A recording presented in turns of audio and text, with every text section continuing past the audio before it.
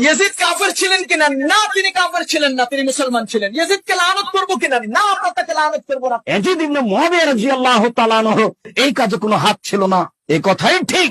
ইয়াজিদকেও আমরা খলিফা মনে করি, ইয়াজিদ তো কাফের না। আমরা অনেক সময় ইয়াজিদকে একেবারে কাফের পর্যন্ত বলে ফেলি। যখন ইয়াজিদের সামনে উপস্থিত করা হলো হুসাইন রাদিয়াল্লাহু তাআলা আনহুর মাথা, ইয়াজিদ কাঁদতে থাকে। ইয়াজিদকে কাফের বলা, এটা বিদাতিরা কাফের। ইয়াজিদ সম্পর্কে আমাদেরকে জানতে হবে, জরুরি নাই।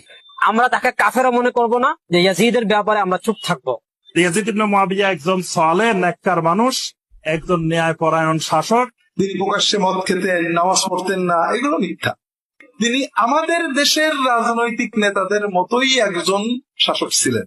আলেমুল আমাদের ভালোবাসেন, শ্রদ্ধা করেন, ক্ষমতার প্রতিদ্বন্দ্বী হলে বিশ্বস্ত ইতিহাসগুলো বলে ইয়াজিদ এ বিষয়ে খুব দুঃখ প্রকাশ করেছে। হযরত ইয়াজিদকে এক সুরে